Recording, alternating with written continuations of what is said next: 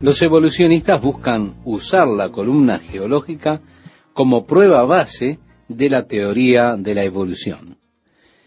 Ahora, existen varios problemas al usar esta como prueba, sobre todo el hecho de que las mismas están totalmente carentes de toda evidencia en cuanto a la transición entre las especies. No hay una sola evidencia, y esto es fundamental para la teoría de la evolución. La columna geológica es interesante. Por supuesto que hay involucrado en ello un pensamiento cíclico. ¿Cómo datan las variadas formas geológicas? Lo hacen con los fósiles que se encuentran en ellas y uno puede preguntar cómo es que ponen una fecha a estos fósiles. Bueno, lo hacen tomando en cuenta el tipo de formación en la que se encuentran. En otras palabras, no hay manera precisa de poner una fecha. Parten de asumir que la teoría de la evolución de formas de vida menores en formas mayores es verdad. Pero existen áreas en que algunas columnas más antiguas se hallan por encima de las nuevas, varios cientos de veces. Es más, en algunos lugares son varios miles de kilómetros cúbicos. Así fue que ellos desarrollaron, porque por supuesto ellos nunca estarán perdidos por una teoría que ellos mismos propusieron. Ellos desarrollaron esa teoría conocida como panqueque, que de algún modo, al igual que un panqueque, toda esta cosa se volteó invirtiendo las columnas. Pero si usted cree en el diluvio, usted no tiene problema alguno con la columna geológica. Todo fue hecho según su especie, como Dios lo dijo. Y el diluvio es en verdad una explicación mucho más plausible para esta columna geológica y está en total armonía con el modelo que está establecido por Dios de creación según su especie. Porque de esta manera usted no requiere ninguna transición de formas entre especies. Así que el diluvio nos brinda a nosotros una explicación acertada de la columna geológica, siendo esta una de las evidencias de la existencia de este diluvio. El apóstol Pedro, a pesar de haber escrito hace 2000 años, parece haber tenido la idea clara en su mente, puesto que él dijo, sabiendo primero esto, que en los postreros días vendrán burladores, andando según sus propias concupiscencias, y diciendo, ¿dónde está la promesa de su advenimiento? Porque desde el día en que los padres durmieron, y bueno, esta es la doctrina de la uniformidad. Todo continúa como fue desde el principio. Así que el apóstol Pedro vio desde antes esta teoría de los burladores, que se estarían burlando de la Biblia y de las promesas en cuanto al retorno de Jesucristo. Todas las cosas permanecen así como desde el principio de la creación. Pero el apóstol Pedro dice algo de ellos. Estos ignoran voluntariamente que en el tiempo antiguo fueron hechos por la palabra de Dios los cielos y también la tierra, que proviene del agua y por el agua subsiste, por lo cual el mundo de entonces pereció anegado en agua. Lo único que contaría con el aval de toda la evidencia es esto. Pero ellos ignoran voluntariamente este hecho. El apóstol Pedro lo dejó marcado de antemano, pudiéndolo ver por medio del Espíritu de Dios. Así que la Biblia, estimado oyente, le va adelante al hombre. Dios le dio a Noé las dimensiones del arca. Esta tendría una ventana de unos 45 centímetros, la cual sentirían que era todo lo que tenían como camino hacia afuera. En otras palabras, había esta abertura en lo alto para proveer ventilación y aire fresco, por supuesto. Con todos estos animales durante un periodo de tiempo, usted también querría ventilarse, ¿verdad? Así que, con 45 centímetros. Bien, y dice, y pondrás la puerta del arca a su lado y le harás piso abajo, segundo y tercero. Y he aquí que yo traigo un diluvio de agua sobre la tierra para destruir toda carne en que haya espíritu de vida debajo del cielo. Todo lo que hay en la tierra morirá. Mas estableceré mi pacto contigo, y entrarás en el arca tú, tus hijos, tu mujer y las mujeres de tus hijos contigo. Y de todo lo que vive, de toda carne, 2 de cada especie meterás en el arca, para que tengan vida contigo. Macho y hembra serán. De las aves, según su especie, y de las bestias, según su especie, de todo reptil de la tierra, según su especie, 2 de cada especie entrarán contigo, para que tengan vida. Y toma contigo de todo alimento que se come, y almacénalo, y servirá de sustento para ti y para ellos. Y lo hizo así Noé. Hizo conforme a todo lo que Dios le mandó. Por lo tanto, estimado oyente, cuando Noé los trajo, fue cada uno según su especie. Así que él no vino con todas las clases de gatos, gatos persas, siameses, etcétera. Simplemente vino con un par de gatos. Esto bastaría, permitiendo los cambios evolutivos entre las especies. ¿Dónde, si no, puede encontrar evidencia de cambios evolutivos, sino en la relación vertical? Es decir, una especie deviniendo en otra. Allí es donde no se tienen pruebas. Y allí es donde la teoría de la evolución falla con las evidencias. Dijo luego Jehová a Noé: entra tú y toda tu casa en el arca, porque a ti he visto justo delante de mí en esta generación. De todo animal limpio tomarás 7 parejas, macho y su hembra. Mas de los animales que no son limpios, 1 pareja, el macho y su hembra. También de las aves de los cielos, 7 parejas, macho y hembra, para conservar viva la especie sobre la faz de la tierra, porque pasados aún 7 días, yo haré llover sobre la tierra 40 días y 40 noches, y raeré de sobre la faz de la tierra a todo ser viviente que hice. E hizo Noé conforme a todo lo que le mandó Jehová. Noé de 600 años, cuando el diluvio de las aguas vino sobre la tierra. Y por causa de las aguas del diluvio, entró Noé al arca, y con él sus hijos, su mujer y las mujeres de sus hijos, de los animales limpios y de los animales que no eran limpios, y de las aves y de todo lo que se arrastra sobre la tierra. De 2 en 2 entraron con Noé en el arca, macho y hembra, como mandó Dios a Noé. Y sucedió que al 7º día las aguas del diluvio vinieron sobre la tierra. El año 600 de la vida de Noé, en el mes 2, a los 17 días del mes, aquel día fueron rotas todas las fuentes del grande abismo, y las cataratas de los cielos fueron abiertas. Ahora bien, usted recuerda que en el primer capítulo de Génesis, Dios instaló un espacio, el Raquillá, los cielos, separando las aguas de arriba de ellos con las aguas que estaban sobre la tierra. Esta agua era condensada y vertida hacia la tierra. Pero con esto de abrirse las fuentes del abismo, hubo un gran cataclismo, sin lugar a dudas, un impulso hacia arriba de las montañas.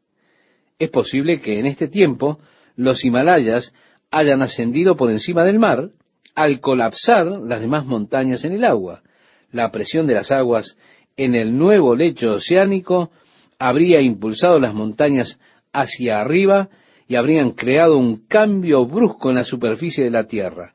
Y no me queda la menor duda de que se produjeron cambios dramáticos en lo que respecta a la geografía terrestre durante el período del diluvio, cuando las montañas desaparecieron, las fuentes se abrieron, la lluvia descendió, la presión de los nuevos océanos y el cambio en esto, lo cual ocasionó grandes cambios. Solía haber un vasto océano en medio de Norteamérica, en el área de Salt Lake, y se piensa que esto es todo lo que queda de lo que una vez fue dicho océano.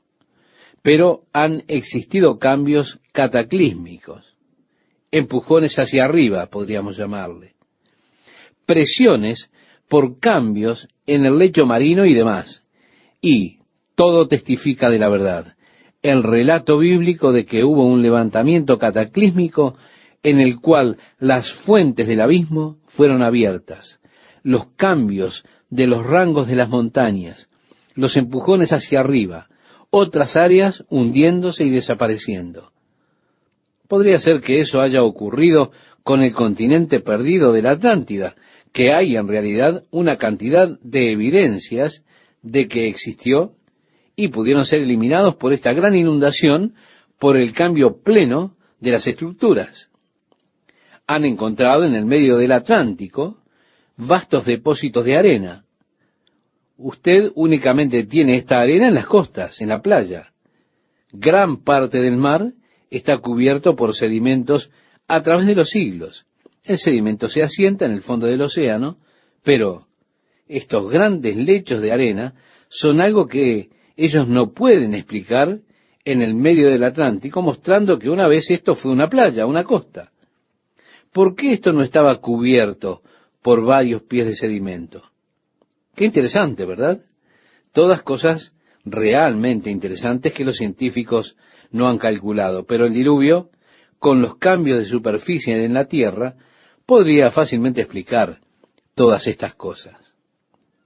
Y seguimos con nuestra lectura, nos dice, y las cataratas de los cielos fueron abiertas, y hubo lluvia sobre la tierra 40 días y 40 noches. En ese mismo día entraron Noé y Sem, Cam y Jafet, hijos de Noé, la mujer de Noé y las 3 mujeres de sus hijos, con él en el arca. Ellos y todos los animales silvestres según su especie, y todos los animales domesticados según sus especies, y todo reptil que se arrastra sobre la tierra según su especie, y toda ave según su especie, y todo pájaro de toda especie. Vinieron pues con Noé al arca de 2 en 2 de toda carne en que había espíritu de vida. Y los que vinieron, macho y hembra de toda carne, vinieron como le había mandado Dios. Y Jehová le cerró la puerta. Y fue el diluvio 40 días sobre la tierra, y las aguas crecieron, y alzaron el arca, y se elevó sobre la tierra. Y subieron las aguas, y crecieron en gran manera sobre la tierra, y flotaba el arca sobre la superficie de las aguas. Y las aguas subieron mucho sobre la tierra, y todos los montes altos que había debajo de todos los cielos fueron cubiertos. 15 codos más altos subieron las aguas después que fueron cubiertos los montes. Ahora, hay quienes tratan de hacer de esto un diluvio local, es decir, un diluvio que solamente ocurrió en la planicie de Babilonia. Bien, entonces, ¿por qué Dios pondría a Noé en el trabajo de construir un bote tan grande? ¿Por qué simplemente no le dijo, múdate de esta planicie, Noé, a las próximas montañas y métete en el valle por allí porque todo este lugar va a ser inundado? ¿Cómo pudo el arca depositarse por encima de 5.181 metros de altura? ¿Cómo pudieron las aguas apilarse tanto en un área sin desparramarse a través de la superficie de la tierra? De ahí que quienes tratan de hacer de esto un diluvio local tienen realmente muchos problemas. ¿Por qué traer todos estos animales con Noé? No sería necesario en lo absoluto si fuese solo un diluvio localizado, pero por supuesto, las Escrituras declaran que fue un diluvio mundial, y la evidencia pareciese ir con las Escrituras en cuanto a esto. Seguimos la lectura, estimado oyente, y nos dice, y fue el diluvio 40 días sobre la tierra, y las aguas crecieron, y alzaron el arca, y se elevó sobre la tierra. Y subieron las aguas, y crecieron en gran manera sobre la tierra. Y flotaba el arca sobre la superficie de las aguas. Y las aguas subieron mucho sobre la tierra, y todos los montes altos que había debajo de todos los cielos fueron cubiertos. Esto es 4 metros por encima de la montaña más alta. 15 codos más altos subieron las aguas después que fueron cubiertos los montes. Y murió toda carne que se mueve sobre la tierra, así de aves como de ganado y de bestias, y de todo reptil que se arrastra sobre la tierra, y todo hombre. Todo lo que tenía aliento de espíritu de vida en sus narices, todo lo que había en la tierra, murió. Así fue destruido todo ser que vivía sobre la faz de la tierra, desde el hombre hasta la bestia, los reptiles y las aves de los cielos, y fueron raídos de la tierra, y quedó solamente Noé y los que con él estaban en el arca, y prevalecieron las aguas sobre la tierra 150 días. Al menos la mitad de un año, las aguas prevalecieron sobre la tierra durante este tiempo de gran cataclismo. Ahora Jesús, cuando está hablando a los discípulos acerca de las señales del fin del mundo, dijo: como en los días de Noé será la venida del Hijo del Hombre. Los días de Noé fueron días de rápida explosión demográfica. Aconteció que cuando comenzaron los hombres a multiplicarse sobre la faz de la tierra, dice la Biblia, la explosión demográfica de los días de Noé fue así. Los días de Noé fueron días de comportamiento sexual anormal. Allí dice en este pasaje que hemos leído: viendo los hijos de Dios que las hijas de los hombres. Jesús dijo que eran días en los que los votos matrimoniales fueron dejados de lado, se casaban y se daban en casamiento, o el tipo de relación de convivencia, no honrando los votos matrimoniales, dejándolos de lado. Sí, los días de Noé fueron días de maldad. La mente del hombre siendo de continuo sus pensamientos el mal. Fueron días de corrupción, fueron días de violencia. Como fue en los días de Noé, así es en el día de hoy. Noé estaba para ser una señal de la venida de Jesucristo. Creo que Noé también nos da otro tipo de señal, o otros tipos de señales, porque el tiempo de Noé fue un tiempo de gran juicio de Dios sobre la tierra por causa de la maldad del hombre. Y Dios habrá nuevamente de juzgar la tierra por causa de esta maldad. Pero creo que Noé es el tipo de la iglesia que Dios preserva durante ese período de juicio. Hay un grupo que Dios habrá de preservar durante la venida del juicio, que será preservado por Dios, como está relatado en el libro de Apocalipsis. Esos son los 144,000 israelitas que serán sellados por Dios y serán protegidos de los muchos juicios de Dios que han de venir en este mundo. Este sello estará en sus frentes. El nombre de Dios sobre sus cabezas será como fue en el arca. Creo que Enoc es un tipo de la iglesia, que caminó con Dios y desapareció porque Dios le llevó. Pero antes de que Dios le tomase, tuvo testimonio de haber agradado a Dios. Y Enoc fue tomado antes del diluvio, antes del juicio de Dios, siendo así Enoc un tipo de la iglesia. Y Noé, podríamos decir que es el tipo de los 144,000 israelitas que son sellados, que él fue protegido por Dios y fue tomado a través del juicio de Dios que estaba viniendo sobre la tierra. ¿Cómo lo serán los 144,000 que serán protegidos y llevados a través de este juicio?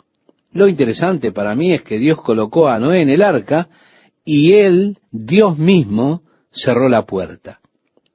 La Biblia dice que Noé era un predicador de justicia. Él le predicó a esas personas durante un período de 100 años, en el cual él estuvo construyendo el arca, advirtiéndoles del inminente juicio que estaba por venir.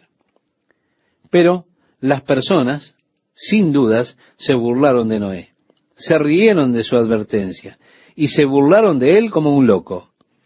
El bobo está construyendo un bote en el área donde nunca hubo agua. Pero Noé, por la fe, construyó el barco para salvar a su familia. Esto fue lo que trajo salvación, porque él obedeció a Dios, y Dios le encerró dentro de esa arca. En este punto, el tema se decidió para Noé. Su familia está a salvo allí dentro, y los otros afuera, demasiado tarde. Esto marcó un día interesante entre la misericordia y la gracia y la paciencia de Dios. Ahora el juicio es necesario. Y dijo Jehová: no contenderá mi espíritu con el hombre para siempre. Esto en sí mismo es una maravilla, es un milagro. ¿Por qué Dios contendería conmigo? ¿Quién soy yo para que Dios contienda conmigo? ¿Quién eres tú para que Dios contienda contigo? Qué milagro de gracia que Dios pueda aún contender con el hombre. Pero es una advertencia maravillosa y solemne. El Espíritu de Dios no siempre contenderá contigo. En el libro de Hebreos leemos de aquellos que tuvieron por inmunda la sangre del pacto en la cual fueron santificados. Hicieron afrenta al Espíritu de gracia. Y allí dice, e hicieren afrenta al Espíritu de gracia, reitero. La Biblia dice, les queda una horrenda expectación de juicio y de hervor de fuego que ha de devorar a los adversarios. El que viola la ley de Moisés por el testimonio de 2 o de 3 testigos muere irremisiblemente. ¿Cuánto mayor castigo pensáis que merecerá el que pisoteare al Hijo de Dios y tuviere por inmunda la sangre del pacto en la cual fue santificado e hiciere afrenta al Espíritu de gracia? Eso es lo que dice en el libro de Hebreos. El Espíritu de Dios no contenderá para siempre con el hombre. Es posible para usted afrentar al Espíritu de la gracia. Es posible para usted cruzar la línea entre la gracia y la misericordia, entre la paciencia de sufrir a largo plazo y el juicio de Dios.